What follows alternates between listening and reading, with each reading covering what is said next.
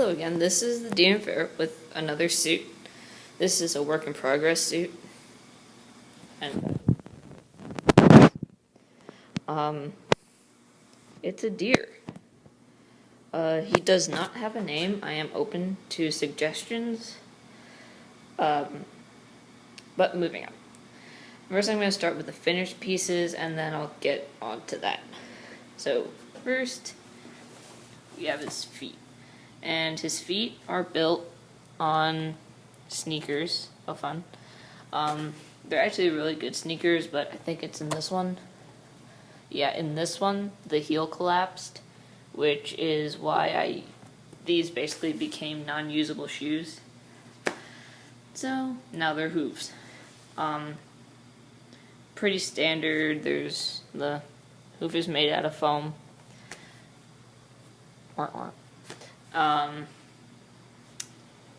And the fur is the same 3-inch pile camel fur that was used for my Demon Ferret partial, shaved down a lot, because I had so much of it afterwards.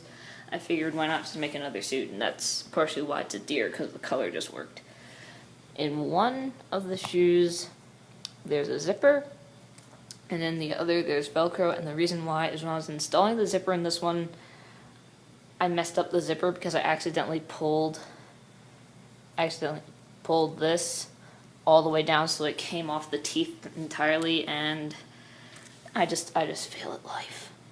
Anyway, moving on. Here are his hands. His hands, camel on the top, white on the bottom. Just like the feet, the hooves are foam sculpted, but they're also dipped in Plastidip, and the reason why is for added durability, and also when it touches a hard surface,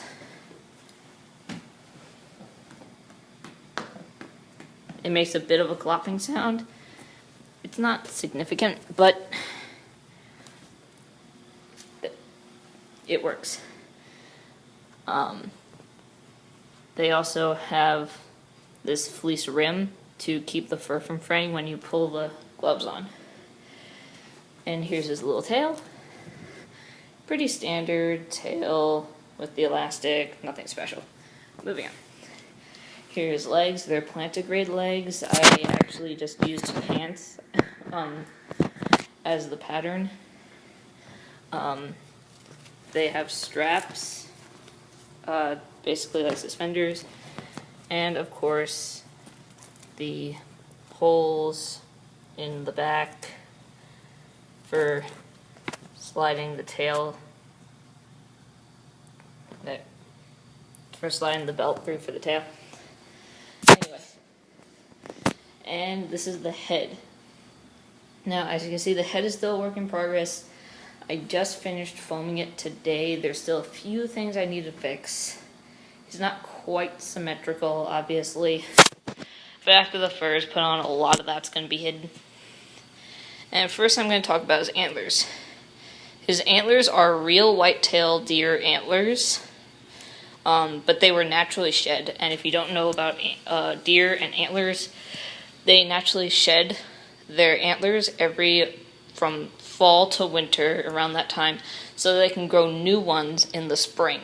These antlers came from a young deer, you can tell, because they're small. The smaller the antlers are, the younger the buck. Pretty simple. And yeah, that's that.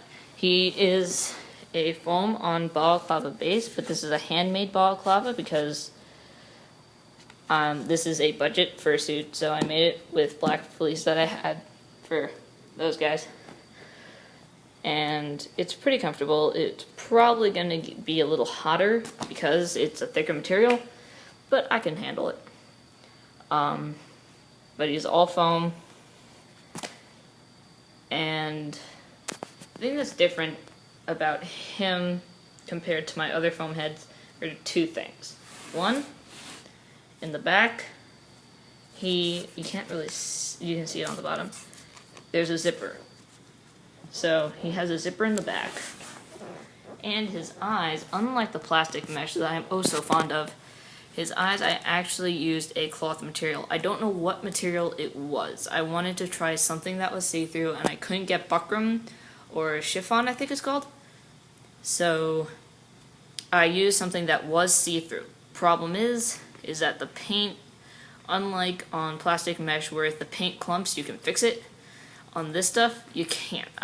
It's really, really, really hard. So the vision in these, I'm gonna be honest, is not good at all. I mean, I can see where I'm walking, but I can't read anything. I have blind spots within the eyes themselves. It didn't work out very well, and I will not be using cloth, any type of cloth, for eyes again. I'm gonna stick with my plastic mesh. But it was an experiment. This is an experiment head with the antlers and the rigging for the antlers, the zipper, and everything. So I tried, it didn't work. But I'm going to leave them in to remind me why it doesn't work. Because I'm likely to forget. Also, you can actually see it. The fabric that I got sparkles, so he has sparkly purple eyes. It is hilarious. And that is it. This is my deer work in progress. When I finish furring the head, I'll show you guys. And the other thing that I want to talk about is, really quick, is the antlers and the debate people have over whether or not to use real antlers, because I saw it a lot when I was researching how to mount them. These are mounted on exercise mat foam. And literally, they're just hot glued on. And watch. This thing is not coming off. People use brackets, stuff like that, blah, blah, blah, to keep the bottom of the antler flat so that it can be attached better. But because these were shed, it's already flat. That's another benefit of using shed antlers. It's not just humane, it's also easier for a fursuit. But even this one, which is kind of messy, totally there. It's not coming off. I actually had to readjust this antler. It took quite a bit of pulling to get it off. So don't let people tell you that using antlers is bad. These antlers are about 2 pounds. I asked the person who sold them to me, they're about 2 pounds. And that's, to be honest, that is the extent of what you should be putting on your head when it comes to antlers. Anything else and you can and will get hurt. So using small antlers like these should be perfectly fine. Don't let anybody tell you different, and don't use big antlers on fursuits. Just a word of wisdom, you will break your neck if you use anything significantly bigger than this. But yeah, this is my deer. Random cut. I forgot to mention a couple things in the original video that I did. Another thing about antlers. If you're going to use them for a fursuit, you have to do what my sweet mate did for me. Basically, we put, well, she did. I didn't do anything. I just watched.